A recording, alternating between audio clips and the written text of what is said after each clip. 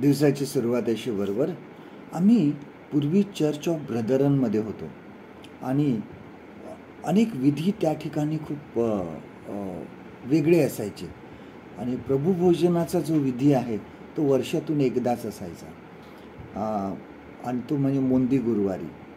आणि माझे आजोबा जे होते हे त्या ठिकाणी पाळक होते आणि आमच्या घरी द्राक्षरस बनवला जायचा. त्यावेळेस आम्ही लहान होतो आणि माझे वडील मुंबईला कामाला जायचे. मग तिथून ते काळे द्राक्ष सुकलेले ते घेऊन यायचे आणि मग रात्रभर ते भिजवले जायचे आणि मग परत उकळवायचे ते आणि त्यानंतर त्याला पिळून तो द्राक्षरस बनवला जायचा.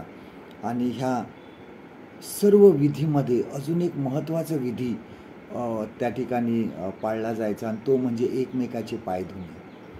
आणि एकमेकाचे पाय धुतले जायचे, ते पुसले जायचे आणि एकमेकाला भेटायचे. मग प्रीतिभोजन झाल्यावर प्रभुभोजन असायचे. पाय धुण्याच्या वेळेस बरेच लोक काय करायचे की आपल्या ओळखीचेच कोणतरी आहे, आपला खास मित्र आहे किंवा आपले नातेवाईक आहेत अशांच्याच मागे बरोबर उभे राहून ते एकमेकाचेच पाय धुवायचे. आणि आमच्या आजोबांचं बरंच लक्ष असायचं आणि मग ते क्रम बदलायचे की असं करायचं नाही, तुम्ही दुसऱ्यांचे पण पाय धुतले पाहिजे. प्रभू येशू ख्रिस्ताने शिष्यांचे पाय धुतले. काही शिष्य येशूच्या खूप जवळचे होते.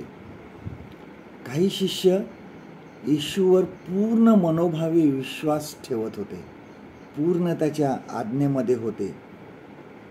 परंतु यहूदा इस्करियोत हा जो होता हा विश्वासघात करणारा होता. त्याने येशू ख्रिस्ताला धरून दिलं होतं, जगाचा तारणारा देवाचा पुत्र. त्याची किंमत त्यांनी फक्त 30 रुपये केली होती. आणि अशाही व्यक्तीचे प्रभू येशू ख्रिस्ताने पाय धुतले. बघा, यहूदाचे सुद्धा प्रभू येशू ख्रिस्ताने पाय धुतले. केवढं मोठं उदाहरण प्रभू येशू ख्रिस्ताने आपल्याला दाखवून दिलं. आपल्याला आवडणाऱ्यांचीच सेवा करायला देवाने पाचारण केलेलं नाही, तर आपल्याला न आवडणाऱ्यांची सुद्धा सेवा करायला आपल्याला पाचारण करण्यात आलेलं आहे.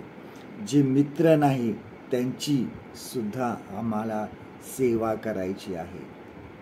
आज तुम्हाला कधी आठवतं की गेल्या वर्षामध्ये, काही वर्षामध्ये तुम्ही अशा व्यक्तीचे पाय धुतले आहेत जो तुमच्या दृष्टीने यहूदा इस्करियोत आहे?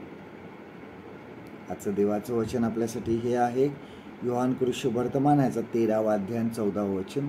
Gospel of John chapter 13 and verse 14. यास्तव मी जो प्रभू व गुरु त्या मी तुमचे पाय धुतले, तर तुम्हीही एकमेकाचे पाय धुतले पाहिजेत. परमेश्वर करो आजचा दिवस तुमचा आशीर्वादित करो.